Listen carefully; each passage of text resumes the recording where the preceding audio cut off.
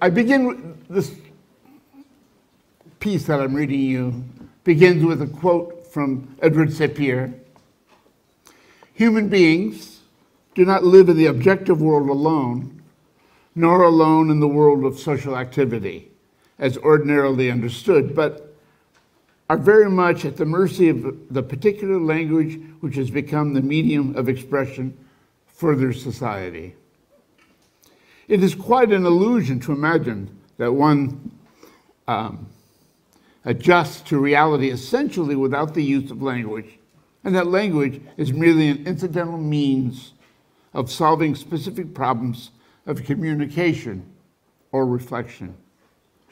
The fact of the matter is that the real world is, to a large extent, unconsciously built up on the language habits of the group.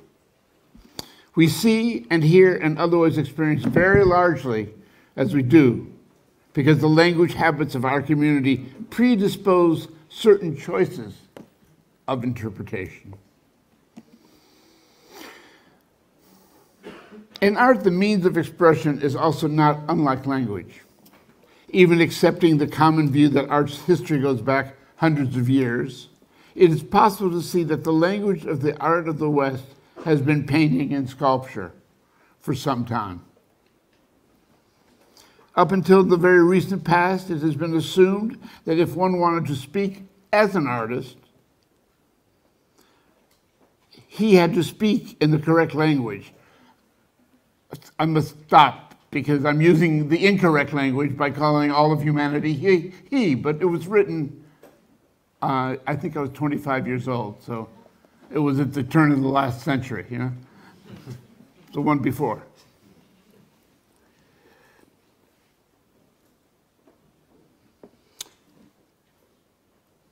Whatever was done, it had to be done within that language. One reason for this was the notion that art was defined by its morphological characteristics. This means that the arena of artistic activity was arbitrarily arrived at by the demands of primarily non-art functions. That is, to put it simply, by the decorative needs of architecture. A further confusion in this regard was the prevalent notion that there was a conceptual connection between art and decoration and taste. In art, before the modern period, the language form was the carrier of the depiction of religious themes, portraitures of aristocrats, detailing of architecture, and so on. The modern period brought an end to art's invisibility, and first painters, then sculptors, began to focus on art's language, not as a means, but as an end. While art was still being conveyed by the use of the same language form, painting and sculpture, it was vastly different from earlier art because the art condition became singularly identified with the language form itself. Up until 10 years ago, remember this was written a long time ago, up until 10 years ago, the modern period was about really only this one thing: the married use of art's language as art. Focusing on art's language was the one immediate way to make art, and only art, without the confusion of subject matter or a new language form which might be interesting in their own right. In the past few years, artists have realized that their traditional language is exhausted and unreal. Whether it is because its roots go too far back to a world so completely different from our own, that the old language as art isn't believable or real anymore, or whether it is because all of the limits have been reached, it's difficult to know. We do now realize that anything can be art. That is, any material or element in any sense can be made to function within an art context. And that in our time, quality is associated with the artist's thinking, not as a ghost within the object. Ideally, it is the new art Ideally, in the new art, each artist creates his or her own language. This was necessary for art to become a kind of pure science of creativity. The new artist must not only construct new propositions, but attempt to create a whole new idea of art. And only if he or she manages to do this has he or she made any individual contribution. What effect will this change in art have on the educational needs of the artist? The change is, of course, a radical one. Previously, when all artists used the same language, it was possible to predict what tools he or she would be using in the fashioning of that language. Since everyone seemed to know, if not what art was, at least the forms it would take, it was possible to set up a fairly rigid learning situation that all of the students would be subjected to equally. And it was assumed that the best students were the ones who acquired the necessary information the fastest. In retrospect, we can now see that the best students didn't turn out that way in the modern period. Even within the confines of the old language, the work of the modern masters upon early exposures was usually ugly, usually didn't look like art, and was usually subjected to a great deal of ridicule with intimations that it was either a fraud or a joke. Nonetheless, most present-day art schools are still based on the assumption inherited from the 19th century, and most art educators are either uneasy about or openly hostile to students disinterested in the grammar lessons of the old language. Even in those schools that allow experimentation in the advanced years, the tone set for learning about the traditional modes of art in the early years is a moralistic one, implying that for one to be a true artist, technical knowledge of painting and sculpture is mandatory. In reality, however, painting and sculpture courses are like laboratory art history studies. Actually studying painting and sculpture is now not unlike learning Latin. Latin is useful for information, particularly to historians, but separate from the reality the young art student lives and thinks in. But if the real world is one of complete freedom, one where the artist not only plays the game alone, but makes up his or her own rules as well, it is even feasible to attempt to maintain an institution of learning for the artist. I believe it is. But only if the art educator can separate the art from the art history in every possible sense. The most important role, if not the only role now of the art school, is to consider, metaphorically, the courses as books and run the school as a library. The students are old enough to explore the books and read at their own pace. Technicians should be available for those students that need that sort of specific information, but the role of the art instructor is to enable the student to connect his or her particular way of seeing with what is possible. He or she can't tell a student what art is, because that will be up to the student to decide. He or she can help the student to keep from closing doors and making assumptions, and help him or her eliminate wasted time by informing him or her of known facts about their particular arena of activity. It is only this kind of individual attention that will separate the art school from the normal university. Most kinds of information can be presented to groups of students in the usual university fashion, but the capacity of the art school to consider art students as individual thinkers is its sole viability. that's the end. I wrote this when I was 25 years old. I had started teaching about a year and a half before that in New York City. And I felt the issues of art education were very important, because it was when a theory of art is the only other way, in fact, I think, a theory of art becomes a moment of practice.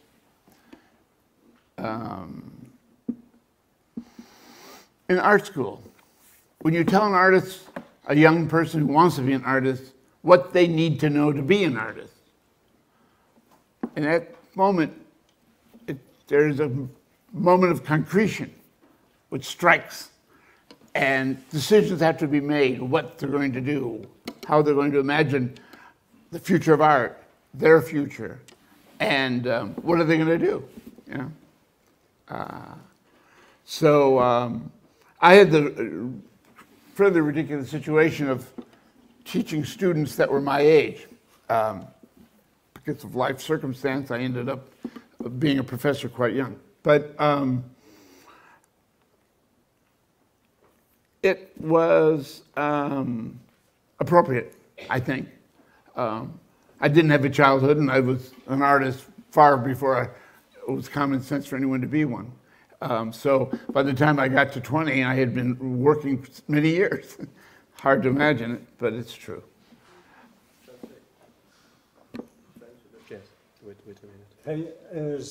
J'ai écrit ce texte il y a...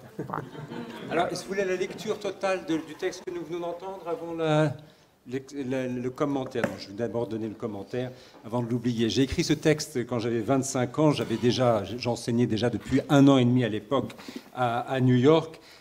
Pour moi, à l'époque, cette question de l'enseignement de l'art était primordiale parce qu'au moment, en tout cas dans une école d'art, c'était le moment crucial où la théorie de l'art rejoint en quelque sorte la pratique, devient le moment de réalisation. C'est dans les écoles d'art qu'on enseigne aux étudiants aux artistes en herbe ce qu'ils doivent faire s'ils veulent devenir artistes, comment envisager cette vie. Et alors c'est donc un moment de réalisation, un moment de décision où les choses prennent forme, et c'est là qu'ils doivent se décider du tournant que doit prendre leur vie et de ce qu'ils doivent faire concrètement.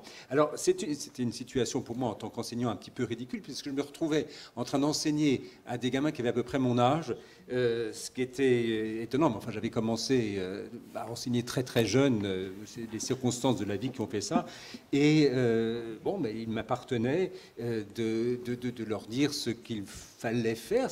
C'était en quelque sorte juste, mais moi-même ayant été en quelque sorte privé d'enfance, puisque j'avais commencé à être artiste bien avant cela, bien avant qu'il soit considéré comme raisonnable d'être artiste. Mais voilà, j'avais à ce jeune âge déjà 20 ans d'expérience d'artiste, et telle était la situation.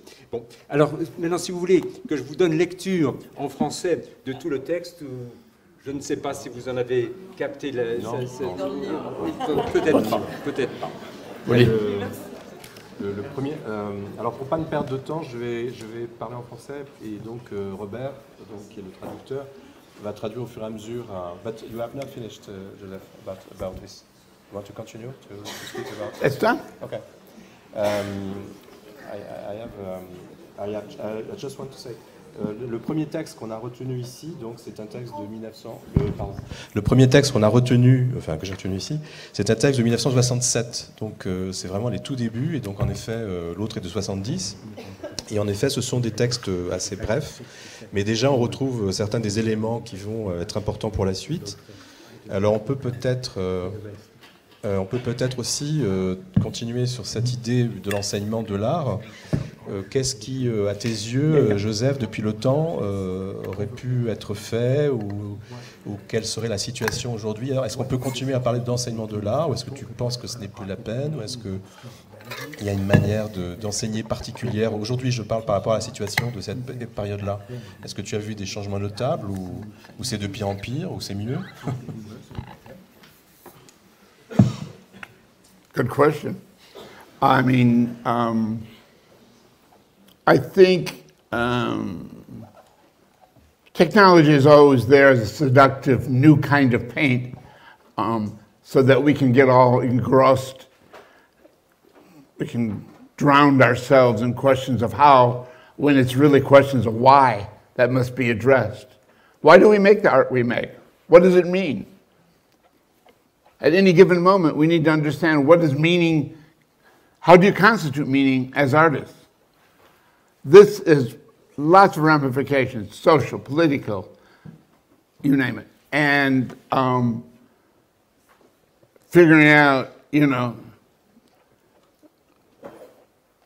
how to do it really misses the major point.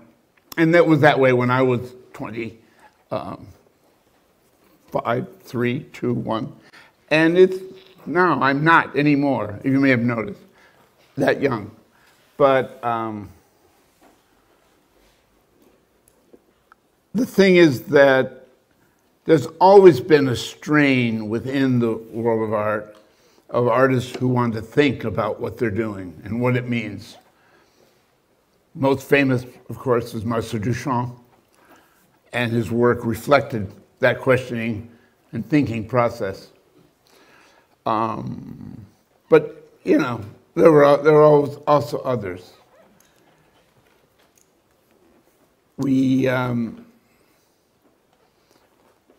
Some of the things that haven't been addressed, we had a model of artists that was an expressionist one, where the artist was a kind of shaman, witch doctor, in which magic was emanated from the drips and drabs of their process. Very hard. It was very hard for women to be artists.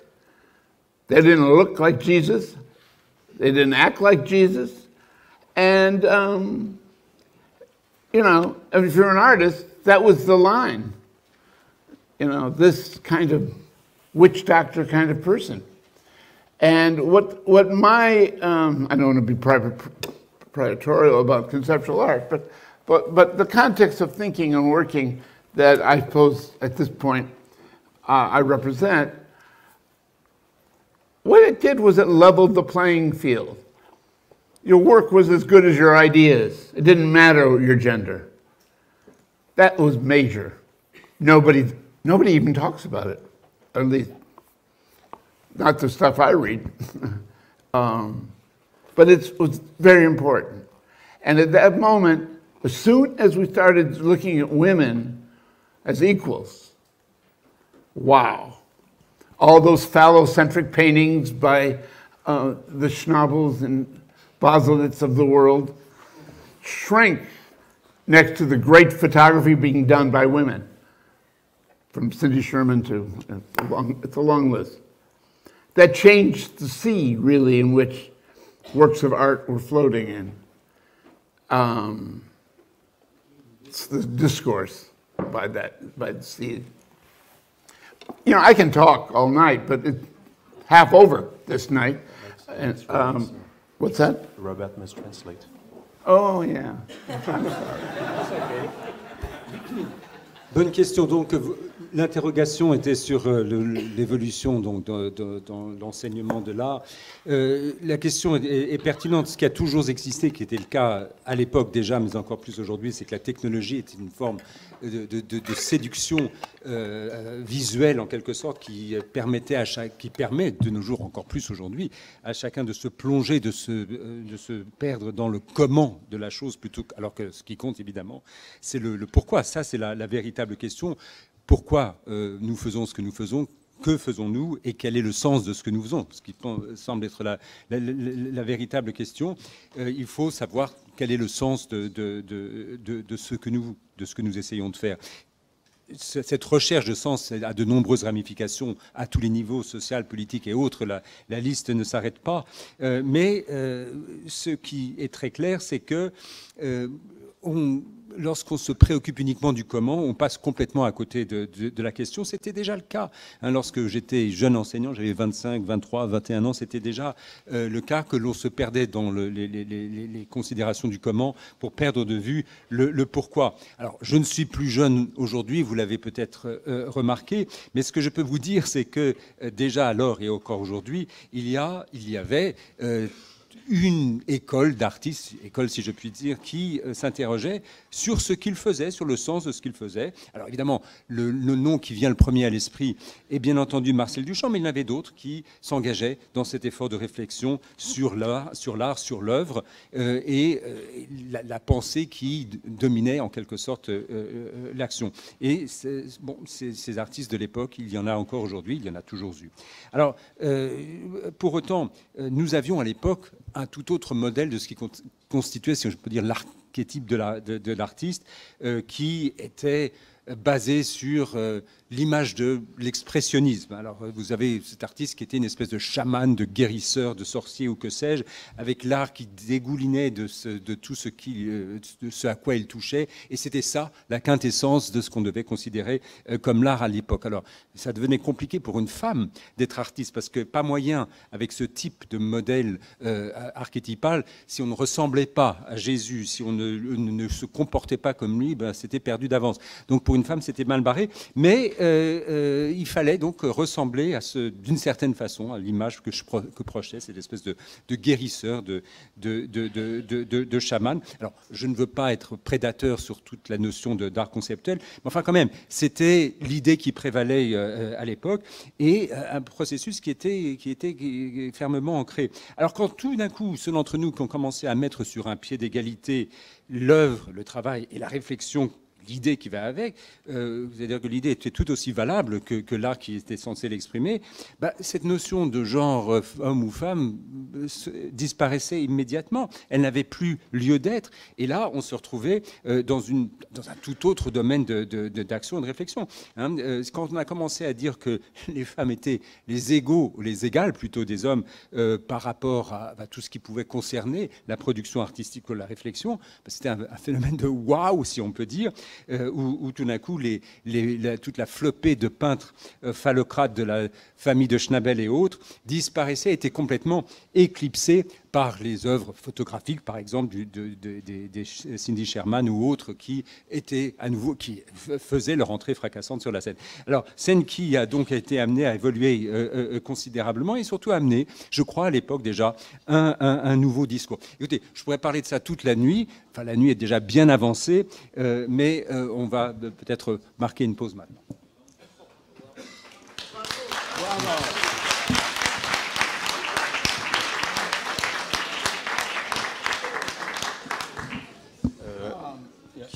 Maybe we have some questions.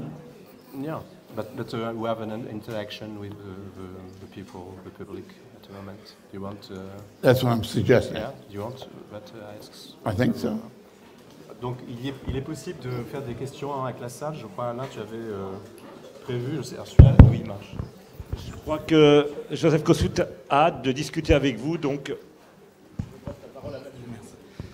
Thank you for coming, sir. My question is, was it the reading of Wittgenstein Do you think you could remove your mask for the moment of your... Okay. Thanks. Was it the reading of Wittgenstein that made you a conceptual artist? Yeah, I didn't hear him. What? If Wittgenstein made you a conceptual artist, the reading of Wittgenstein. I wouldn't blame anything on Ludwig. He had a hard enough road to travel himself. But it enlightened me in certain ways. I learned from him. Philosophy was always my second interest. And I wasn't getting intellectual protein really from much of what was being produced discursively within the art world.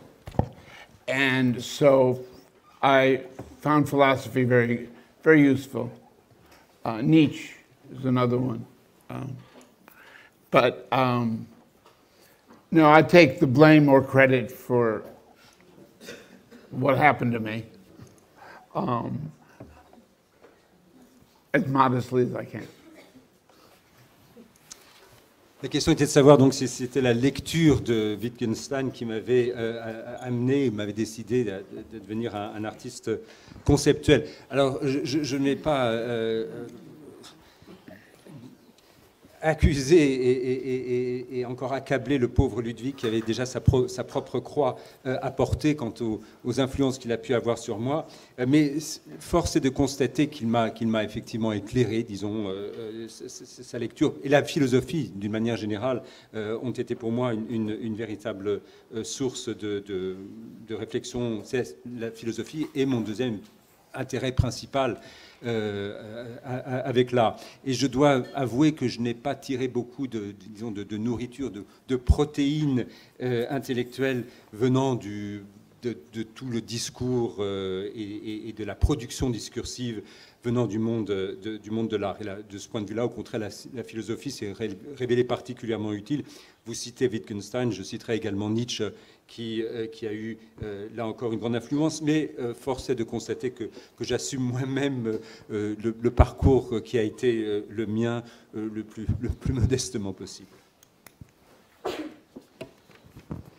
Question. Donc, question en anglais ou en français, parce que nous avons la chance d'avoir Robert, qui est un excellent traducteur. Bonsoir, je vais le faire en français, je vais être plus à l'aise. Vous parliez tout à l'heure de l'école comme une institution politique. Et en fait, je pense qu'on se rend compte aujourd'hui qu'on nous apprend beaucoup dans cette école à réfléchir, mais aussi à produire des objets et à nous inscrire en tant qu'artistes dans l'idéal à la fabrication d'objets pour remplir des espaces. Et en fait, en faisant le constat d'un monde qui a peut-être besoin de moins d'objets, je me demandais, est-ce que c'est possible, enfin c'est une question ouverte, mais est-ce que vous imaginez qu'il soit possible d'être un artiste qui ne fabrique pas d'objets? Et comment faire?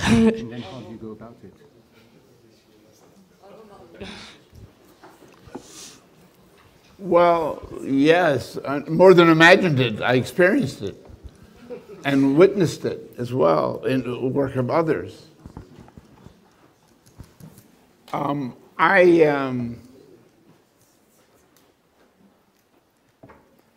If you shift the focus from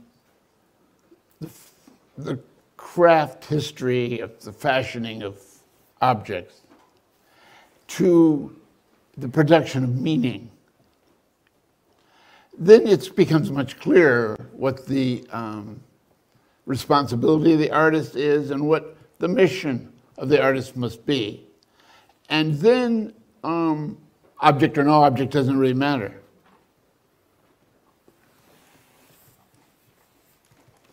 Vous me demandez si je peux l'imaginer. En fait, j'en ai fait personnellement l'expérience à travers ma propre action, mais également celle d'autres artistes, justement. Si on décide de placer l'accent non plus sur le discours, le narratif artisanal, en quelque sorte, de fabrication de l'objet pour se projeter plutôt sur la création ou la fabrication de sens, les choses deviennent beaucoup plus claires. Et c'est là qu'on voit, en fait, ce qu'est la réelle responsabilité, la réelle mission de l'artiste. Et là, dans ce contexte, disons, éclairé, la présence ou l'absence d'objets, finalement, importe peu. Did that satisfy? Est-ce que cela répond à votre question? Okay. I'd like to satisfy, but not in my work. All right, change subject. Next, any questions? No hostile questions? Come on. There's not a painter there who wants to punch me in the nose? Hello. All right. Bonjour, je vais parler en français aussi. L'idée est très importante dans votre conception de l'art et dans votre cheminement aussi philosophique.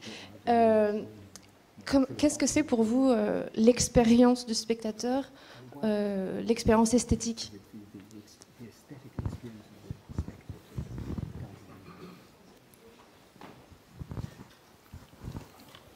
Well, I think it's a little bit of a, what could you say, a misdirection coming from certain aspect of philosophical presumptions of the 19th century that to associate aesthetics with art, we need an aesthetic view of the world in our lives. We don't want to just leave it to the specialist called an artist to be in charge of aesthetics. We can apply it everywhere, and we do. And it's valuable and important. I think that we love I've given this example a long time ago, but the design of a table, for our use of a table, is pretty much irrelevant as long as it's standing. But, I mean, we have get great pleasure in a beautifully designed table. And we should. And that we get both at the same time is wonderful. There's no problem there, I don't think. I don't know if I answered that well, but it's an answer. Je crois qu'il y avait une véritable erreur d'appréhension, d'orientation qui remonte, disons, à la supposition philosophique du XIXe siècle qui disait que l'art et l'esthétique devaient être absolument associés l'un à l'autre, alors qu'en fait, nous avons, en tant qu'être humain, bien sûr besoin d'une vision du monde qui soit portée par l'esthétique, mais pour cela, nous n'avons pas besoin d'artistes pour le faire. On applique l'esthétique à tous les aspects de la vie et nous le faisons, et c'est très bien comme ça. C'est même non seulement précieux, mais c'est important. Je cite l'exemple que j'ai longtemps cité, celui de la table. On conçoit une table qu'on utilise, donc un objet fonctionnel. Alors, si tant est qu'on peut l'utiliser correctement, à la limite, peu importe du moment qu'elle tienne debout et qu'elle soit là. Mais en réalité, nous tirons un plaisir réel et certain du fait que cette table soit magnifiquement conçue, dessinée. On en tire un réel plaisir et c'est très normal et c'est très bien comme ça.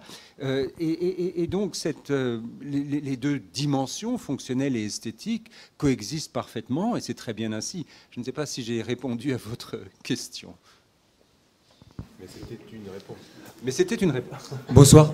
Du coup, j'ai une question. Du coup, j'aurais une question. Vous avez parlé de la philosophie comme nourriture. Du coup, et quels sont les philosophes contemporains qui vous nourrissent ou qui vous inspirent?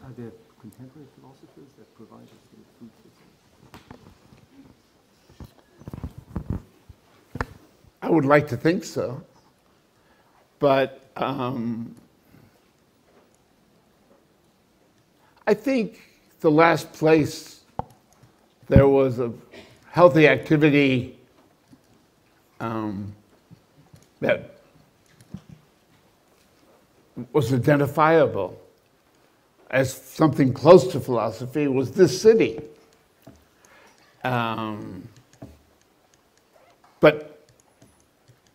we didn't call it philosophy, we called it, in English I'm speaking, French theory. Interesting that. And it wasn't seen as a real addition, given the level of work of Derrida, Roland Barthes, I mean, it's a long, Foucault. It's a long list, and it's a great list. People I learned a lot from. I don't know, it doesn't matter if you call it philosophy or not, but it was very valuable. There hasn't been a lot of activity since. These people began to die away. We have the writing, fortunately. I don't know.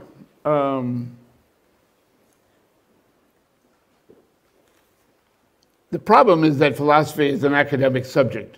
It is living its cultural life as an academic subject, historical, in other words. It's a history of philosophy. And so it's problematic from a point of view of something that you want to be engaged with. But I keep an open mind.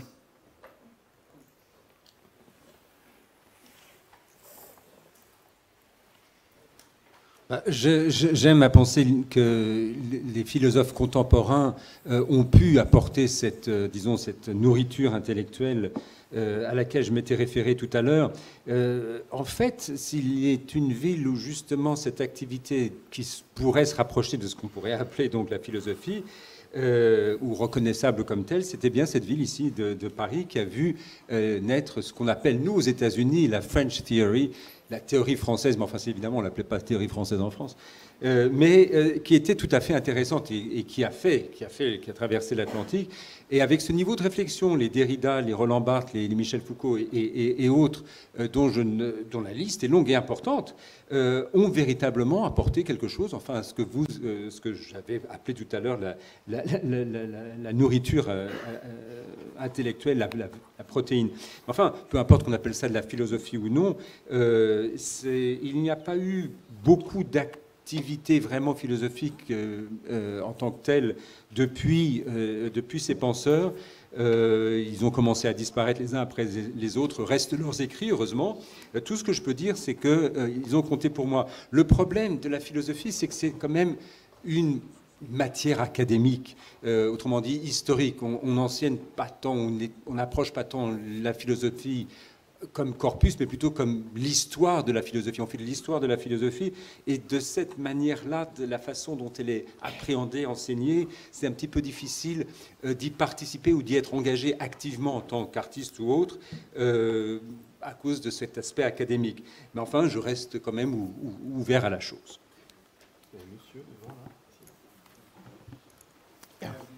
Vous avez évoqué une attitude de type... Non, il avait déjà levé la main. J'avais une question. C'était... This gentleman's been waiting a long time. Right here. Bah, allez-y. Alors, vous avez évoqué Jésus-Christ comme attitude de certains artistes, aussi dans le domaine de l'art conceptuel, mais pas seulement, ce côté un peu guérisseur, prophétique, etc. On voit des artistes qui ont toujours eu des attitudes, je prends Dali, Duchamp, etc. Mais j'aimerais bien que vous développiez jusqu'à quel point cette attitude devenait quelque chose de religieux. On devait croire à l'artiste, à son éventuel, je ne sais pas quoi, talent, à sa valeur. Comment cette mélasse pouvait être néfaste ou au contraire utile. I don't know. I don't want that approach, and I don't want it applied to me either. For God's sake. No, I don't think that it's productive to think religiously. I think Goethe said very well that if you have science or art, you don't need religion. And if you have religion, you don't need science and art. So I'm on the science and art side of that struggle. But, yeah. Oh. Dans l'approche christique que vous évoquez, à mon sens, moi personnellement, je la rejette entièrement. Je ne voudrais surtout pas qu'elle s'applique à moi, Dieu merci, si je puis dire. En tout cas, l'approche qui déifierait l'artiste ou qui supposerait une approche quasi religieuse, je la rejette entièrement. C'est Goethe qui disait fort bien, si l'on a la science et l'art, on n'a pas besoin de religion, et inversement, si on a la religion, n'a pas besoin de science et d'art. Alors dans ce débat-là, je me mets du côté de la science et de l'art, personnellement. Oui, du coup, je voulais vous demander, par rapport au fait que dans toute la philosophie du langage au XXe siècle, tout le travail a consisté à statuer le fait que le langage conditionne notre perception du réel.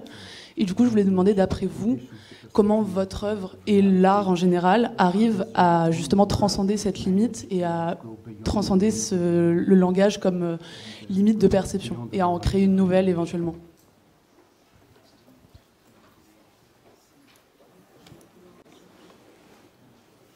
Great question.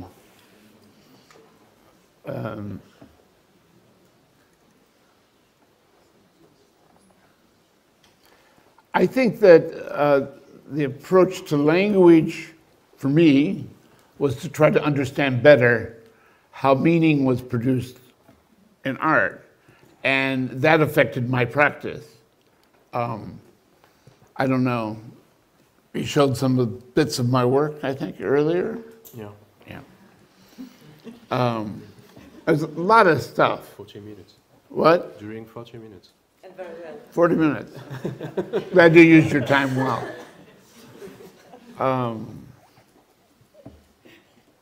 I'm still thinking about it. I'm still working a lot. I mean, I didn't have to stop as though something was broken and fix it before I could proceed, right?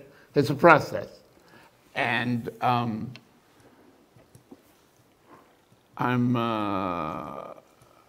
see transformation in it. I get enlightened by dimensions of problem solving that I come up with in relation to new work.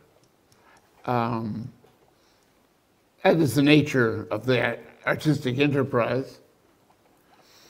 But I think this kind of judgment will be done by others when I'm no longer around.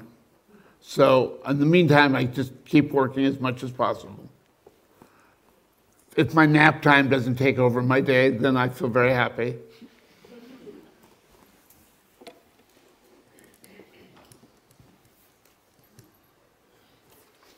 C'est une excellente question. Je dois dire que pour moi, l'approche du langage, la façon d'aborder même l'existence du langage a été, pour moi, simplement d'y voir le moyen de mieux comprendre la façon dont le sens trouvait son expression à travers la production artistique.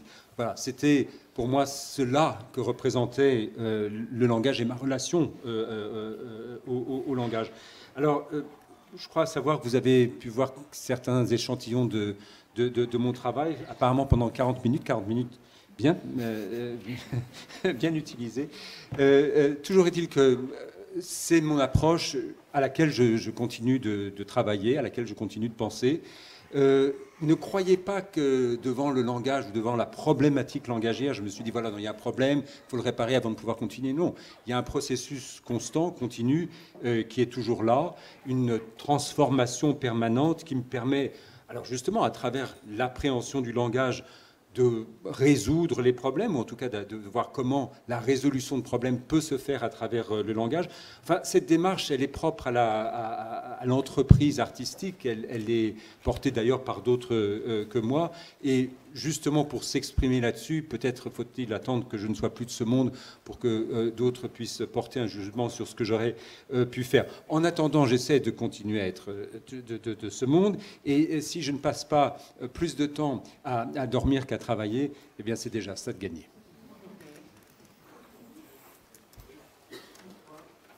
Yes, sir. Je voulais savoir...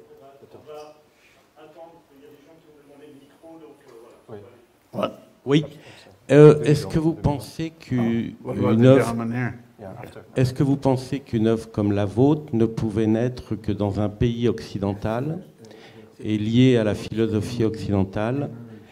Et quel est le lien est-ce que vous pensez qu'il y a un lien entre votre œuvre et le capitalisme?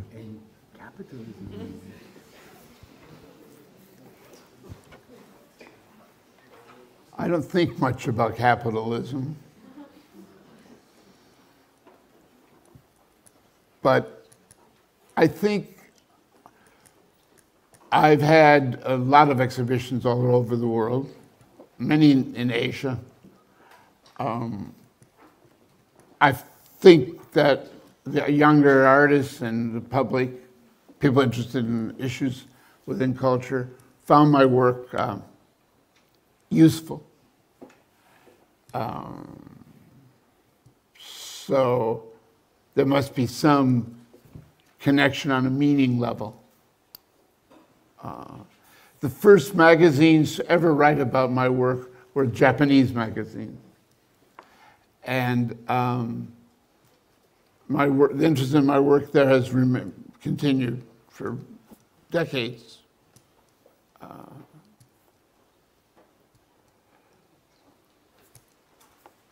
and Taiwan and China. I just had an exhibition in Shanghai. So yeah, there's some resonance between my work and other cultures. I'm sure many people who thought about my work and were affected by it in the West were certainly not as close as others in other parts of the world. But we can't know, really, with any precision if that's true or not, of course.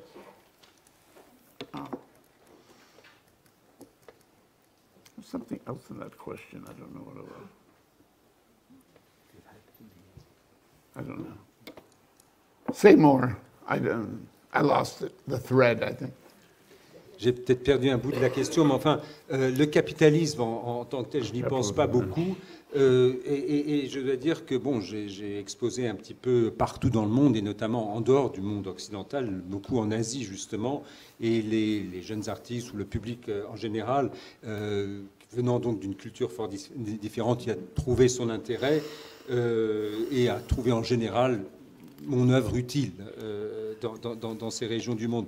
Donc il n'y a pas, je pense, ce lien inéluctable avec le monde occidental. Je pense que la connexion a pu se faire avec ces publics venant d'autres cultures au niveau du sens, justement, qui transcende les civilisations. Pour autant, la première publication qui a écrit à mon sujet était japonaise, et l'intérêt que je suscite au Japon persiste à ce jour. J'ai exposé à Taïwan, en Chine, tout récemment à Shanghai, et j'y trouve la même résonance. En fait, je pense qu'il y a là la même approche qu'il pourrait y avoir avec d'autres cultures. En tout cas, je ne sens, la différence est peut-être là, mais l'intérêt est manifesté. Ceux qui, dans le monde occidental, montrent un intérêt pour mon œuvre en général, ne sont d'ailleurs peut-être pas aussi, disons, n'ont peut-être pas autant d'affinité avec lui que d'autres venant d'autres régions du monde. Enfin, c'est possible, il n'y a pas moyen de savoir si tel est le cas ou non.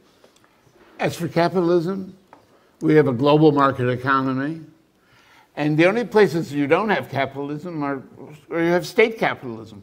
So I don't think that if you're looking for a shelter from capitalism, this world is not a friendly place. The question is, and this is very relevant to art, how can we keep the market from providing the meaning of our activity? That's the problem. I mean, you've got 20 friends of mine who are all, well, let's say, trophies for billionaires. They compete to get the new works of, which is fine, but prices in the auctions have no relation to reality. The works themselves are, in most cases, as they are friends of mine, I won't say names, but pretty derivative of earlier artists who didn't have that big of a presence in the art market. Probably never will. So, you know, something happened, I don't know, 20 years ago, 25, and we had art history, who did what when, who influenced who. Then there emerged a second art history, competitive with it. That was the history of the art market. And in that history, you know, it's new collectors came in. They didn't know the difference between one art history and another, which is fine. It's fascinating, I think. I mean, it's relevant to the conversation. But artists have to know the difference. In the end, the responsibility for the meaning of art falls on us. We have to fight for what we mean by our work. It's very important. And you got to figure out if you want to make the best art you can for your time, or you want a new Ferrari. You know, it's a life choice, in other words.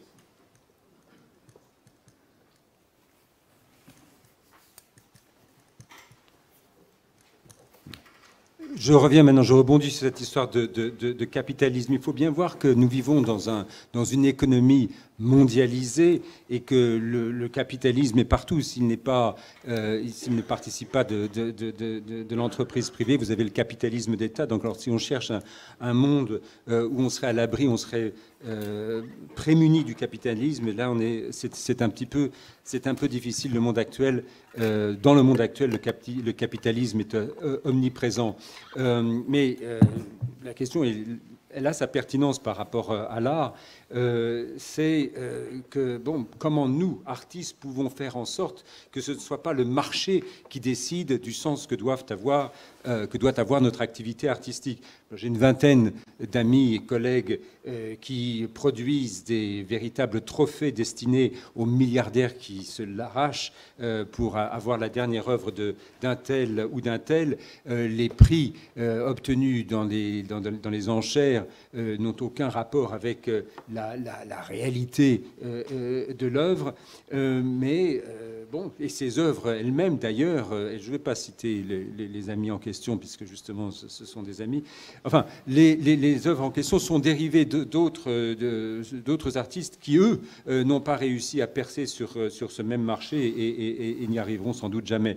Mais ça s'est passé il y a peut-être 20-25 ans, un tournant sur la scène artistique. Il y avait jusque-là l'histoire de l'art classique, on enseignait qui avait fait quoi, quand, etc. Et puis, une deuxième histoire de l'art est survenue, une histoire rivale en quelque sorte, concurrente, qui était l'histoire du marché de l'art. Et là, sont intervenus de nouveaux acteurs, qui étaient des collecteurs, qui, eux, ne connaissent pas la différence entre un artiste et un autre. C'est très bien comme ça ne me gêne pas. D'ailleurs, c'est assez fascinant de voir comment tout cela évolue. C'est pertinent à la conversation.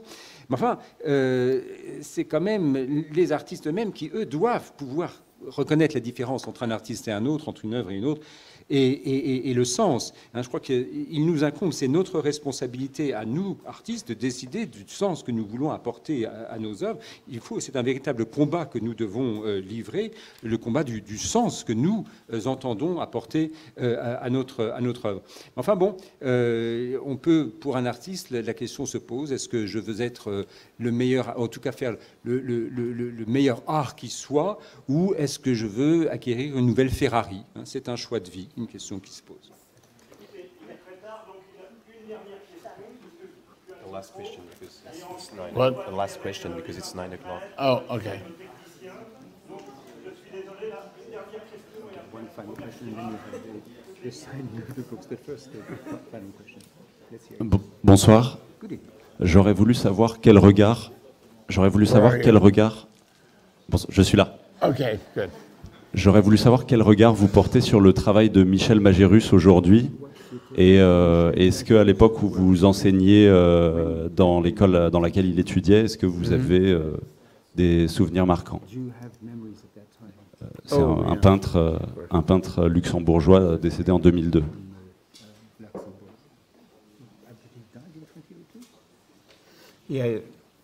Yeah, Michel was, as a teacher, he was my favorite kind of student. Open to all kinds of questions, a big troublemaker. They hated him at the art school for, disrupting classes with the wrong kind of questions, etc.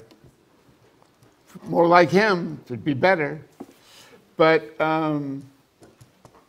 he was very much postmodernist, cliche of a term that might be, because he was playing with all kinds of things.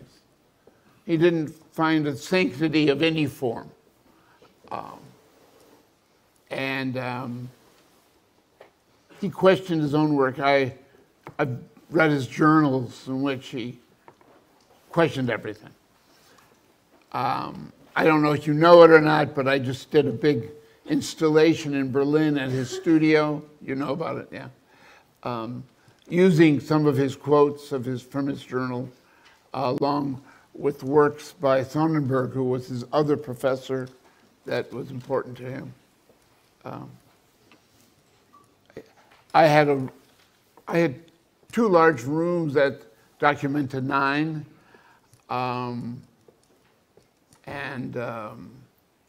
Michel was my student at that time. He showed up with a bunch of fellow students with doggy masks and did a big performance in the middle of my work at my opening. You know, I mean, I wasn't protected. He didn't protect himself, protect me from himself at all. But it was good. I respected that. But no, it was great. You know, a lot of, in the end, we hope his work is seen for the investigation that it was, and not that he doesn't get reduced just being a painter, because that would really miss the meaning of his work, I think. Although paintings were important to it at the same time. All right, well, I'm afraid that's the last question. You, before you start getting bed sores on your ass from sitting here all evening. I'll sign some books. That's also what I'm here for, apparently. Wait for the end of the translation and after we close the... Okay. Très bien. Bon, cette dernière question sur mon ami Michel. Moi, en tant qu'enseignant, c'était mon étudiant favori, en tout cas le type même d'étudiant que j'adore, qui était très ouvert, qui posait toutes sortes de questions, qui chahutait, qui perturbait les cours, qui lançait toutes sortes de provocations tout à fait charmantes. Enfin, les profs, le personnel enseignant le détestait, mais enfin, moi, je trouvais ça très bien. Et s'il y avait davantage d'étudiants comme lui, enfin, ça aurait été très, très bien. Mais bon, pour revenir à son œuvre et à ce qu'il était en tant qu'artiste, on pourrait simplifier la description en le qualifiant de postmoderniste. Enfin bon, il jouait un peu sur tous les tableaux, sans privilégier quelque forme que ce soit, et mettant en cause sa propre œuvre, son propre travail. J'ai lu d'ailleurs certains de ses journaux intimes dans lesquels il remettait en question tout ce qu'il faisait lui-même. Vous avez peut-être vu, fait une installation à Berlin où j'avais utilisé justement certaines de ses œuvres, où il citait également Sonnenberg, un de ses professeurs préférés, qui lui aussi avait eu son importance dans sa propre carrière. J'avais 2 grandes salles à la Documenta 9 à l'époque, où, alors Michel était encore étudiant à l'époque, il est venu, il a investi les lieux avec une bande de copains étudiants à lui, et ils sont arrivés avec des masses de chiens. Ils ont fait un petit numéro comme ça pour faire les malins. Et il n'a rien fait pour me protéger de lui-même ou de ses façons d'être. Mais je trouvais ça très bien. En tout cas, je n'ai jamais trouvé à redire à sa façon d'être. Alors, mais au bout du compte, quand la page est tournée, je dirais que son œuvre est quand même celle, et j'espère qu'il sera reconnu comme tel, d'une grande investigation qui était sa démarche. Il ne faudrait pas le limiter à la simple peinture. Ça passerait à côté, si vous voulez, de l'essentiel de sa démarche, même si en tant que tel, son œuvre de peinture était tout à fait importante également. Voilà, je crois que vous commencez à avoir des crampes au derrière, donc je ne vais peut-être pas prolonger indûment cette séance de questions-réponses. Je suis également attendu pour signer, pour dédicacer quelques livres. C'est pour ça que je suis également venu. Donc, je suis à votre disposition et nous en tiendrons là pour la soirée. Merci de votre attention.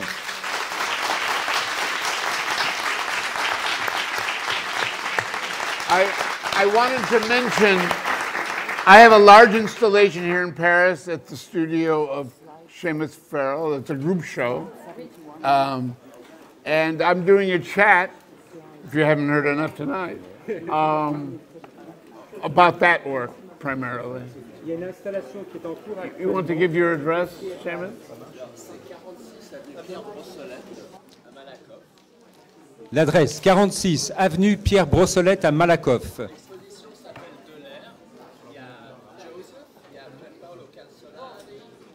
Donc l'exposition s'appelle De l'air, il y a Joseph Kosuth, il y a Marcello Castellari, Pier Paolo Castellari, pardon, Malachi Farel et bien d'autres. Donc allez-y. Merci.